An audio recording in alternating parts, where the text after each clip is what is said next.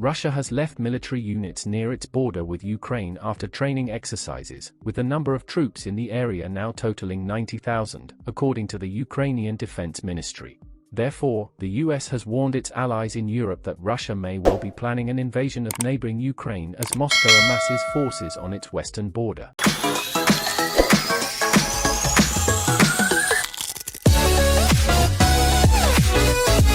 Russian armed forces recently held a series of large-scale drills in the region, including with airborne troops. After the training, units of the 41st Army stayed behind about 260 kilometers from the Ukrainian border. Ukrainian officials said, it should be noted that the Russian Federation periodically resorted to the practice of transferring and accumulating military units in order to maintain tensions in the region and political pressure on neighboring states. The United States, an ally of Ukraine, said it was also seeing a significant amount of Russian military movement along its border with Ukraine, albeit nothing that was overtly aggressive. This spring, Moscow alarmed Kiev and Western capitals by building up thousands of troops along the border with Ukraine, though it later ordered them back to base. Kiev's rebuttal came after the US-based Politico news outlet said, commercial satellite photos taken confirmed reports that Russia was assembling troops and military equipment in the region. Satellite pictures supplied by US space company Maxar Technologies showed about 1,000 military vehicles near the Russian town of Yelnya, about 250 kilometers north of the Ukrainian border. Meanwhile, a new analysis reveals that equipment from Russia's 4th Tank Division has been moved to areas around Bryansk and Kursk close to Ukraine's northern border. The units are equipped with T-80U main battle tanks and self-propelled artillery. Elements of the 1st Guards Tank Army have also been spotted in the area. The army has been designed to conduct operations at every level of combat from counterinsurgency to mechanized warfare. It is usually the first to receive the latest equipment and is also seen as the primary formation for the testing of new equipment and tactics. Moscow denies this and has repeatedly accused the US-headed NATO transatlantic military alliance of carrying out provocative activities close to its borders. The alliance says it is determined to reinforce the security of member states close to Russia following Moscow's seizure of Crimea and its alleged involvement in the conflict in Ukraine, which is a NATO ally, but not a member. Russia has also been locked in a diplomatic confrontation with NATO. In the weeks before the annual NATO Defense Ministers' Conference last month, the alliance expelled 8 Russian diplomats it labeled as spies. Moscow responded by shutting down its entire NATO mission. Over the past 5 years, the creation of permanent new divisional military bases in the Russian regions adjacent to Ukraine has naturally led to increased seasonal movements of military equipment and personnel in the 200-kilometer zone around the Ukrainian border.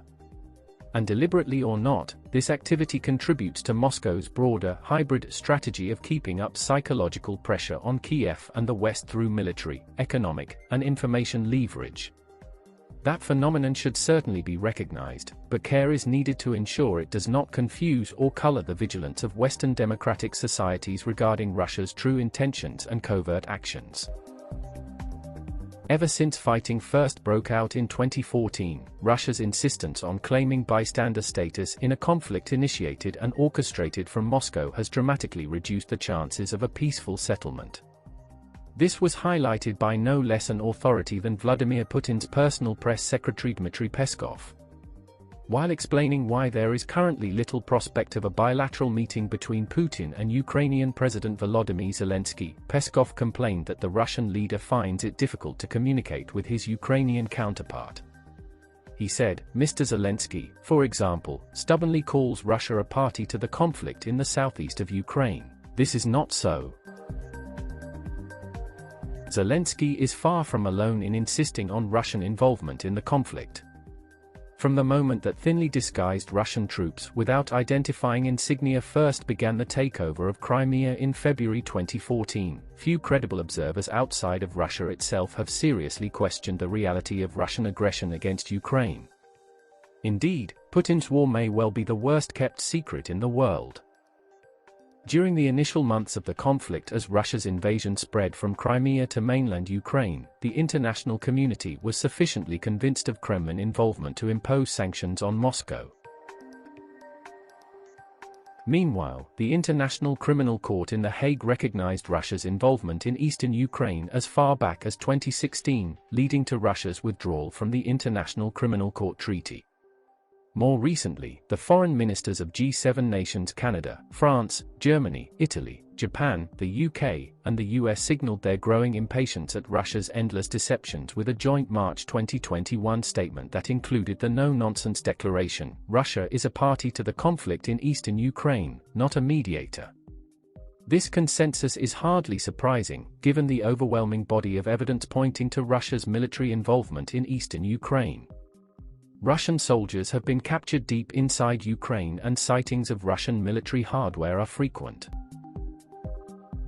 On the other side, Russia has warned Turkey over arms sales to Ukraine after a Turkish-made drone attacked Russian-backed rebels in Ukraine. A Kremlin spokesman has warned that Turkey's ongoing arms sales to Ukraine threaten to destabilize the region. The warning follows Kiev's release of the video showing a Turkish-made drone used for the first time against Russian-backed separatists in eastern Ukraine. A single-armed drone equipped with a couple of bombs may destroy a whole defense battery, or a very expensive electronic warfare system, or take out some armed vehicles.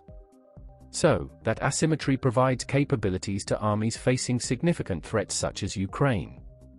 Kiev has purchased several Turkish drones and this month announced an agreement to build more in Ukraine itself. The drone issue is one of several straining ties between Turkey and Russia, even though the two countries enjoy close ties in other areas. Dmitry Peskov said, "We see that as soon as such weapons fall into the hands of the Ukrainian military, they can potentially be used in this eastern region of Ukraine, and this leads to destabilization." The General Staff of Ukraine's armed forces said it had deployed the drone to force pro-Russian separatists to ceasefire. It said the drone had destroyed an artillery unit belonging to pro-Russian separatists using a guided bomb. It said the drone had not crossed the line of contact between the two warring sides. Additionally, Russian Foreign Minister Sergei Lavrov echoed Peskov's concerns, saying Russia was investigating reports that Ukraine used the Turkish drone. He said, "This should give pause to those who give airtime to Ukraine's stubborn demands. It should be admitted to NATO right away." International monitors in eastern Ukraine, who use unmanned aircraft to report ceasefire violations, have recently said their drones were being jammed. The conflict has claimed more than 13,000 lives, and Ukraine's military said that one of its soldiers was killed, the second Ukrainian combat loss in 2 days. Kiev and its Western allies accuse Russia of sending troops and arms to bolster the separatists, claims Moscow denies.